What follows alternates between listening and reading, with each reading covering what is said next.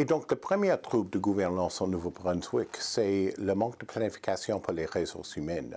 Beaucoup de gens croient que si on fait les décisions aujourd'hui de comment des places nous avons besoin dans les écoles ou dans les programmes de formation pour une profession, on veut voir un modèle qui dit dans l'avenir combien de personnes auront besoin de la service, quel est le temps acceptable pour les gens de recevoir le service avant qu'il y ait des autres problèmes créés par le délai. Et donc, si nous avons un sens de le temps d'attente acceptable et le nombre de gens, on fait la formation d'assez de gens de faire le problème. C'est pas de tout comment on le fait en Nouveau-Brunswick. En Nouveau-Brunswick, on n'a pas les cibles de formation qui ont les liens à la demande pour le service dans l'avenir. Il y a une raison pour ça.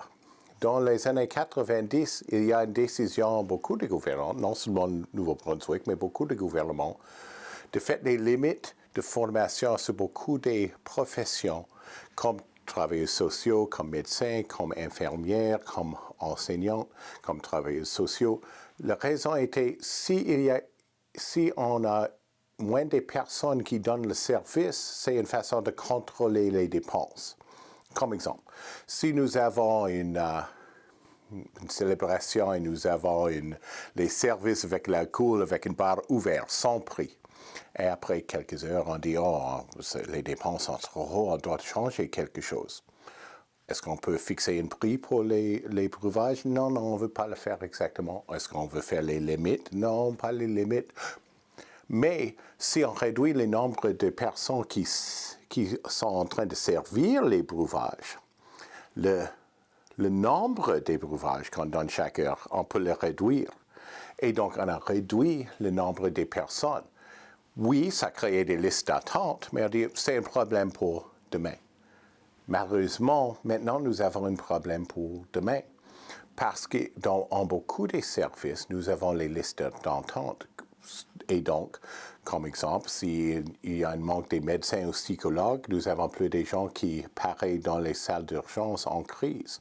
S'il y a un manque des infirmières ou dans le système de soins à longue durée, nous avons plus de gens qui doivent attendre dans les hôpitaux qui, encore une fois, enlèvent les personnes qui sont disponibles pour traiter les vraies urgences et une mauvaise qualité de vie pour les gens qui sont dans les hôpitaux quand ils ont besoin de les systèmes de soins à longue durée. On voit le même problème en tout coin de les services sociaux au Nouveau-Brunswick. Comme exemple, les psychologues. Nous savons que si un enfant qui ne peut pas lire ou qui a des besoins, les troubles d'apprentissage en école doit attendre quelques années pour un service ou une évaluation, c'est plus cher dans l'avenir. Il y a beaucoup d'autres problèmes sociaux et familiaux qui paraissent.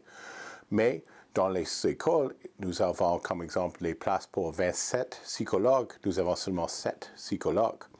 Mais si on parle du système de l'éducation postsecondaire, beaucoup de fois dans les programmes, il y a seulement 2 ou 3 psychologues nouveaux au Nouveau-Brunswick chaque année qui quittent les programmes de formation.